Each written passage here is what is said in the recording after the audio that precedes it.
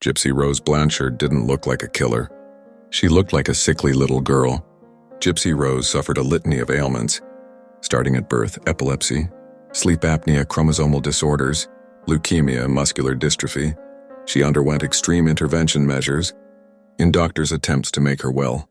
At various points, she was on a feeding tube, confined to a wheelchair, and prescribed medication that crumbled her teeth inside her mouth. And then, when she was 23 years old, a murder turned the whole story upside down. Her mother, Claudine D.D. Blanchard, was stabbed to death inside of their home. Gypsy Rose was nowhere to be found, but a Facebook post on D.D. and Gypsy's shared page said, "That is dead." Gypsy Rose had met a young man, Nicholas Godejohn, on a Christian dating website. She confided to him that her illnesses were all fake, either feigned or medically induced by her mother's poisoning. A psychologically sadistic pattern of caregiving known as Munchausen syndrome by proxy, MSBP.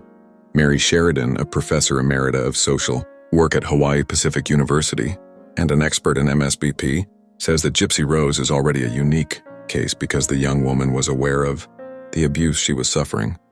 The majority of cases occur in children who are way too young to understand what's going on. Sheridan tells a true crime. Those who do figure out that they've been sickened by their parent often feel a great deal of anger or hurt. "Would you kill my mother for me?" Gypsy Rose asked Godejohn. After he agreed, she provided the medical gloves and the serrated knife. In June 2015, he took care of the rest. For his role in the murder, Godejohn was found guilty of first-degree murder and given life imprisonment without the possibility of parole. Gypsy Rose was sentenced to a minimum of 10 years in exchange for a guilty plea to second-degree murder and acknowledgement by prosecutors of the abuse she'd suffered. Gypsy Rose's father, Rod Blanchard, says he was unaware of his ex-wife Dee Dee's actions.